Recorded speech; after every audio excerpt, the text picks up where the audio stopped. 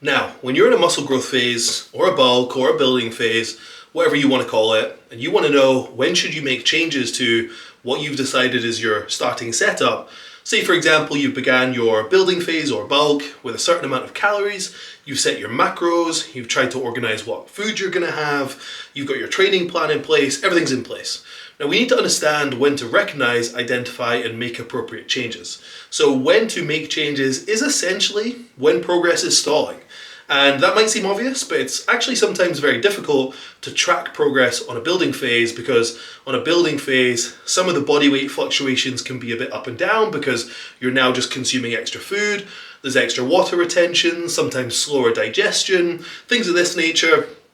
When it comes to training, potentially something in your training is not as optimal as it could be, and you're looking at nutrition and saying, well, is that the thing that's the problem when actually training is the problem? And then also, how are you gauging your muscle growth progress relative to what body fat you're gaining anyway?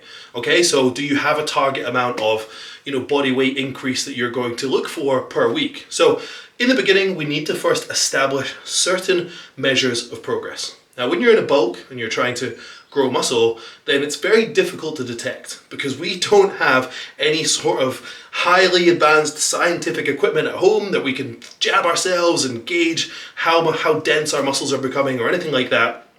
We have to use the eye test, we have to use the scales, and we have to use our training log. Okay, these are just the three most simple ones.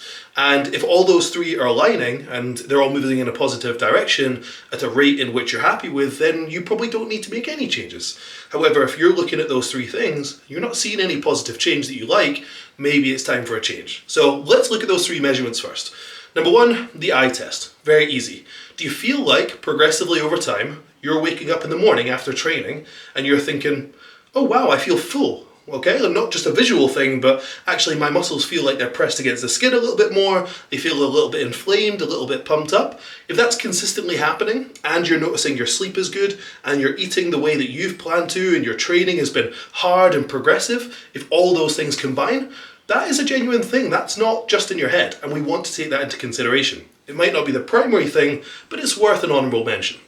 Number two is the scales. So are the scales going up? And if they're going up, what rate in which are they going up at? So for example, when it comes to muscle growth, I would generally expect that anybody can increase their body weight at a rate in which is about 0.25 to 0.5% of their total body weight. So if you take someone who's 100 kilograms, then them adding 0.25 kilograms to 0.5 kilograms per week is about the average range. Let's say they're training 5 days a week with really good genetics and they're super advanced, they train really hard and they know what they're doing, maybe a little bit on the upper end of that scale. Whereas if you're only training 3 days a week and you're not training too hard just yet because you're a beginner, maybe a little bit lower on the end. You've got to make that assessment for yourself. That's why within that range of your body weight going up 0.25 to 0.1% of your body weight, your total body weight increase per week, if it's going up at that rate and you're looking in the mirror and the eye test is also backing up that you're growing, fantastic. Now, we don't want to grow just as fast as possible, because if you were to eat 8,000 calories a day, yeah, you'd pack on body weight, but most of it, for the vast majority of it, would be body fat. So it's not a case that we just want to increase body weight as fast as possible. We want to increase it at this rate, 0.25 to 0.5% of your body weight per week, because this is generally accepted as a fairly trustworthy rate of progress that, at least for the most part, it's not body fat. A small bit will be, but you can minimize that if you adhere to that rough range of progress, okay? Now, the third proxy we want to pay attention to is if you're recording your training and over time your strength is going up consistently, then if you were to look back several weeks later and consistently it's progressed, then over time, maybe not in the short term, but over time, if your strength is going up, that's another huge positive sign. We can't ignore your strength in the gym going up. So obviously this would rely on you tracking your workouts, tracking your performance, recording what exercises you're doing, ideally in a program, recording the weights you lift, how many reps you achieve, and making sure that you're beating it every single week. We call this beating logbook. And if all three of these things are happening, let's say you do the eye test, you're feeling bigger week on week.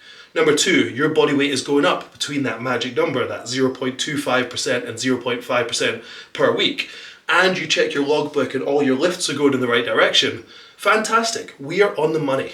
However, if that is not happening, say for example your body weight is not increasing and you're not feeling full from a muscular perspective, potentially look to increase the food and see what happens. Now, in that case, only small changes would be a good idea. Add an extra 150 calories per day, see what happens.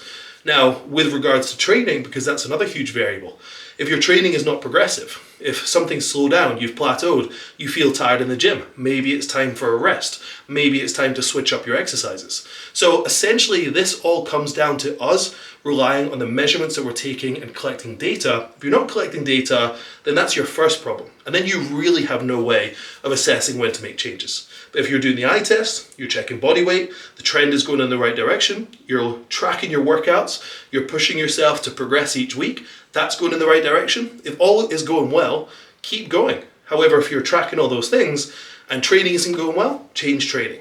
If body weight and fullness isn't increasing or doesn't feel like it's maximized in the way that it could be, which is safe to do so, and your body weight isn't going up at the rate in which you want, alter food a little bit. But what I would definitely recommend is try not to change too many things at once. And ultimately, this is a game of finding what works for you, unless you've got a coach who just knows better immediately.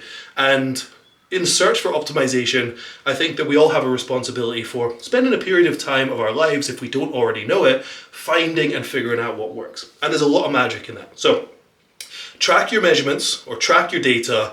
If you're assessing the trend and it's going in the right direction, you're doing something right. If it's going too fast, in terms of your body weight's increasing too much, pull the food down a little bit. If your training is not going well, change training. If exercises have plateaued, change them. If you're not pushing yourself and you could push yourself harder, push yourself harder. But ultimately, this all comes down to data collection, assessing biofeedback, assessing the data you collect, making appropriate decisions along the way. And if you've got someone you can bounce ideas off, hey, what do you think about this? Then you can use that as a valuable conversation as well. But if the going is good, just keep going. And if not, it's time to make a change. But when you do make a change, try and make small changes and you will figure out the difference over time and learn what works for you. So hopefully this makes sense. I'll see you in the next one.